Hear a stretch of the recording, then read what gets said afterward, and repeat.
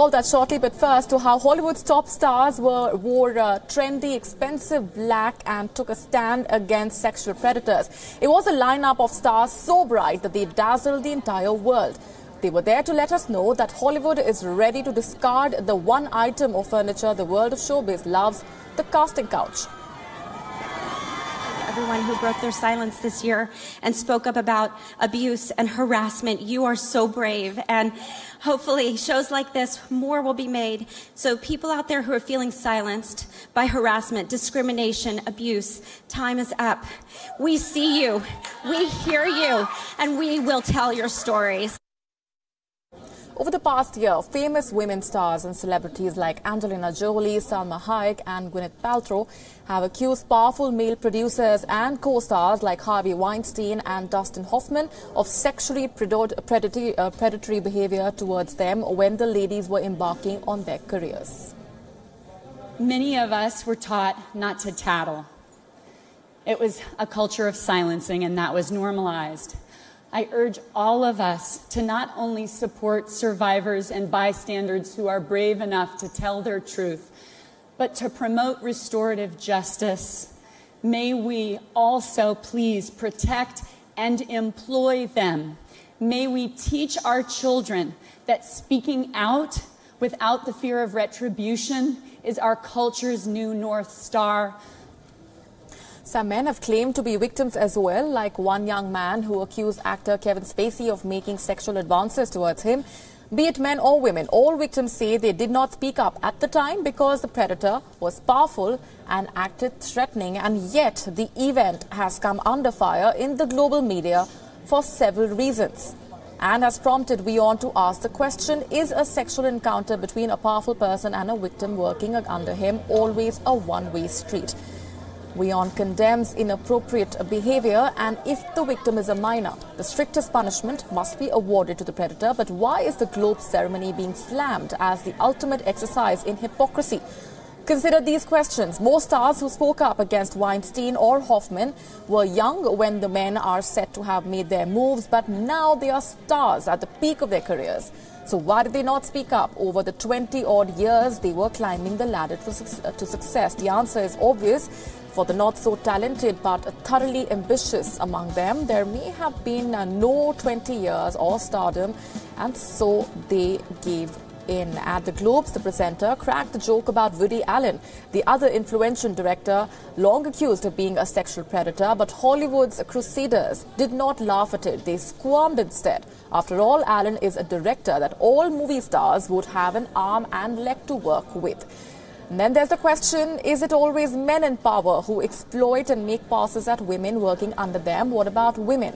From Hollywood to Bollywood, from the IT industry to, yes, even the world of journalism or politics, take a look around. Many women and men think nothing of using their physical charms or flirtatious ways to get ahead in their career. There is a grey zone and a very thin dividing line between mutuality and coercion. So is kissing for help to climb a ladder and complaining about the helper 20 years later entirely ethical?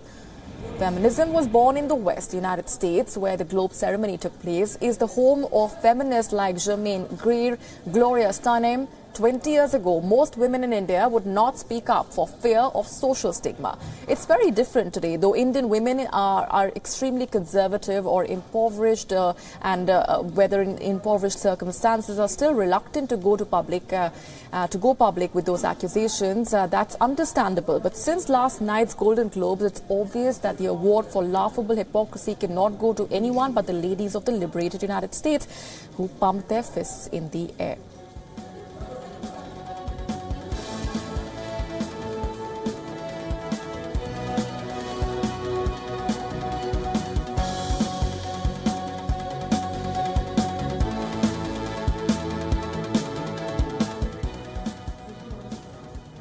Oprah Winfrey, President of the United States. The speculation was apparently triggered by Winfrey's address at the Golden Globes, chiefly her final lines. Take a listen in.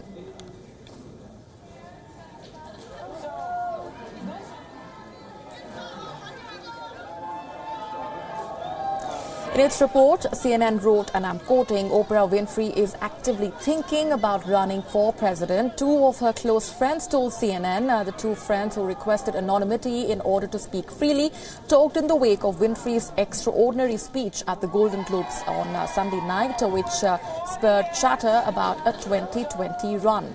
The point being made that if Donald Trump, also a celebrity TV star with no experience of government, could become president of the United States, why not Oprah Winfrey? At the heartthrob of millions of Americans, the online Slate magazine, in a provocatively titled article, asked some commonsensical questions. It said, and I'm quoting, "It's safe to assume that Oprah will be in charge of the country in January 2021, if not sooner, but how will she govern? Who will be appointed to key roles in her administration? Might she, like Trump promised to do, overcome her lack of government experience and policy knowledge by selecting the best people to advise her?" Unquote.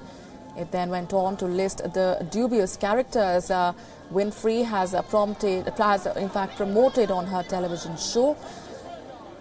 Dr. OZ, who advertised miracle pills and fat busters, Dr. Phil McGraw, who exploited drug addicts, Jenny McCarthy, who was against children being vaccinated against infectious diseases.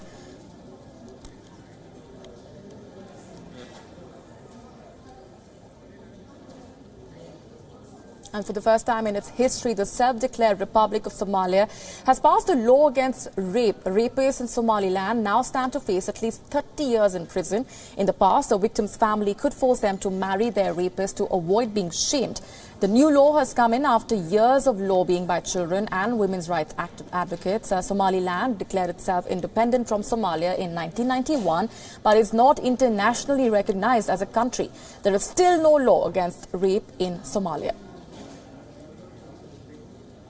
Saudi Arabia will be opening its stadium doors for women on Friday. Saudi women will be allowed to attend the football matches for the first time ever. They will also be allowed to see the consecutive matches on the second and the third day.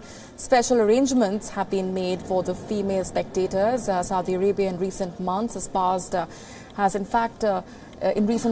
eased some of its restrictions on women, including lifting a ban on driving. The move is part of Crown Prince Mohammed bin Salman's efforts to repackage the oil-rich country as moderate and welcoming.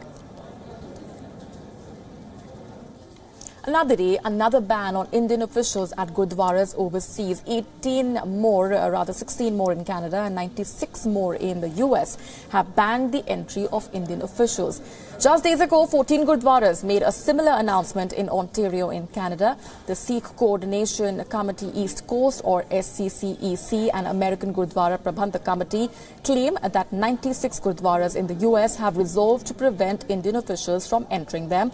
Both these bodies see themselves as the largest umbrella organizations of Gurdwaras in the US. This latest diktat has the support of the US-based Sikhs for Justice, or SFJ group. Its lawyers said, and I'm quoting, "We will also initiate legal proceedings against those Indian diplomats who will try to defy this ban," unquote. Sikhs for Justice, according to reports, 96 out of 116 Gurdwara management committees voted in favor of this proposal to ban Indian officials, as well as members of the RSS and the Shiv Sena. However, as has been the case in similar pronouncements of late, visits in personal capacity will not be stopped. So far, some Gurdwaras in the United Kingdom, Canada, Australia and the US have initiated these bans. Many of these Sikh groups hold the Indian government responsible for the 1984 military operation in the Golden Temple. Their decisions to ban Indian officials from their places of worship have been put down to quote-unquote interference by the Indian government in their functioning. For observers, these developments raise questions over the resurgence of the Sikh nationalist movement that was considered defeated in India in the 1990s. However, some Sikh groups in India have distanced themselves from these diktats. Among them is the Rashtriya Sikh Sangat, an affiliate of the Rashtriya Swayamsevak Sangh, or the RSS. The Sikh body has condemned the bans as uncalled for and attempt to incite sentiments against India by misguided elements with vested interests. U.S. authorities announced that the Donald Trump administration is not considering a proposal that could force H-1B visa holders to leave the United States. The news comes as a huge sigh of relief for Indian techies. The United States Citizenship and Immigration Services gave that update after reports surfaced that the Donald Trump administration was tightening H-1B visa rules that could have impacted and led to the deportation of 750,000 Indians in America. The report said it is still mulling about ending the extension for those with H-1B, which provides a longer stay than the current 6-year limit for H-1B visas. The statement comes after a report last week which said the U.S. was considering new regulations to prevent the extension of H-1B visas, something that many Indian IT professionals rely on. U.S. authorities say they never considered such a policy change. NASSCOM, a trade association with information technology, warned that any disruptive move would hurt both India and the U.S. American authorities have to issue 65,000 H-1B visas in the general category and 20,000 for those with a master's and above in the fields of science and technology, engineering and mathematics. The H-1B visa program offers temporary visas for companies to acquire highly skilled foreign workers. It also attracts specialized workers to come to the U.S. to work, mostly from India and China. But since U.S. President Donald Trump took office last year in January, the administration has talked about cracking down on H-1B visas. Meanwhile, the Donald Trump administration has announced that it will end the temporary legal status of Salvadoran immigrants in July 2019. This decision could lead to the expulsion of more than 200,000 people, many of whom are part of a humanitarian program that was granted after a series of earthquakes rocked El Salvador in 2001. This is the latest and the most significant move by the Donald Trump administration in their fight against temporary protected status, which is an immigration program that allows immigrants to stay in the U.S. and work legally after their home countries are struck by natural disasters or war. El Salvador is the fourth country for which Donald Trump has made such an announcement. The government has said that it needs to end the temporary status to provide a permanent solution. The decision comes as the Congress is negotiating continued protection for some 800,000 Dreamers, the undocumented immigrants who were brought to the U.S. as children. Their special status under the Obama-era Deferred Action for Childhood Arrivals, or the DACA program, will end in March unless the Congress intervenes.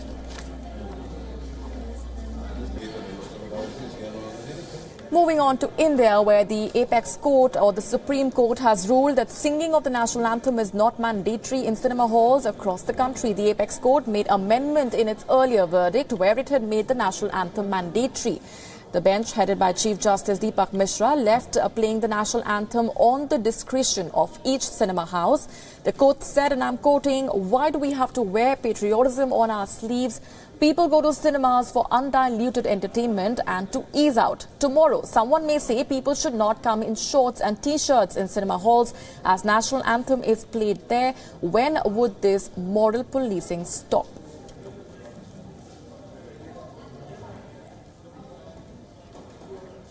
Supreme Court had mandated movie theatres to compulsorily play anthem on November of 2016. Moviegoers were required to stand up in respect of the national anthem. The order of the highest court in India drew widespread criticism from liberals. The Indian government had then formed the Inter-Ministerial Committee to frame new guidelines while asking the Supreme Court to reconsider its earlier order.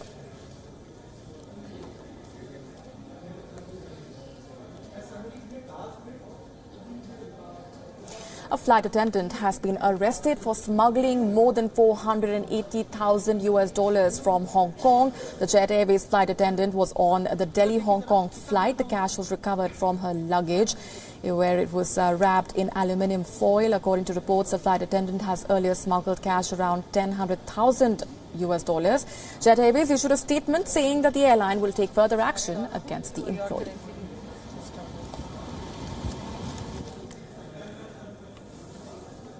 India's Defence Minister Nirmala Sitharaman presided over a show of naval might and viewed underwater detection capabilities with the Chief of Naval Staff Admiral Sunil Lanba. More than 10 warships from the Indian Navy, including the aircraft carrier INS Vikramaditya, 3 submarines and various naval aircraft participated in operational maneuvers conducted off the western coast of India. Sitharaman initially embarked on INS Kolkata, the first of the indigenously built Kolkata-class destroyers, and then spent the night at sea on board INS Vikramaditya to assess the performance of the carrier in real conditions. The Defence Minister transited through a simulated multi-threat environment on board along with her escorts during the night of January 8th. Sitharaman commented on the readiness of the Indian Navy and said, and I'm quoting, having witnessed firsthand the prowess of the Western Fleet, I'm confident that the Indian Navy is fully capable of defending the nation against any form of threat. Continuing the effort to collect feedback from armed forces personnel at all operational levels of the military, Sitharaman interacted closely and had open discussions with the sailors on board the warships.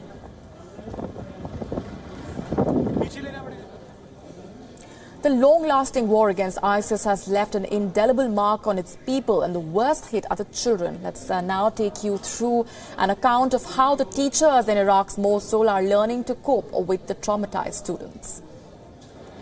These teachers in the Iraqi city of Mosul are gathered for a special training. On a whiteboard, the instructor has drawn a problem tree of traumas.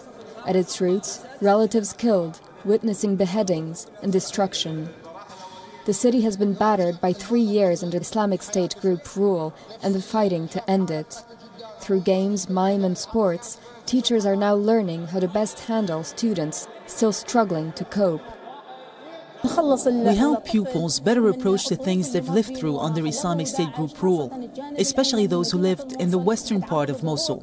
They've suffered enormous pressures, such as the death of relatives and the loss of their homes. They've witnessed destruction, bloodshed, and they've lived under siege. 9 months of bloody fighting and aerial bombings have also left their mark. Every day, these children walk through their crumbled city on their way to school. We were targeted by planes. My sister, my parents and my uncle died because of the Islamic State group. They would throw people from rooftops and force us to watch. They would kill people and stone them in front of us and force us to watch. We're very tired because of the IS group.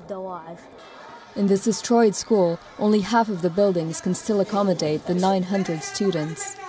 Up to 5 children are squeezed around each desk in overcrowded classrooms. There are more than 100 pupils per class. This affects my ability to help them understand the material. It's very difficult to rehabilitate them psychologically after having gone through war and after what happened in the city. Today, Mosul's teachers have embarked on a mission, helping an entire generation scarred by conflict to smile again.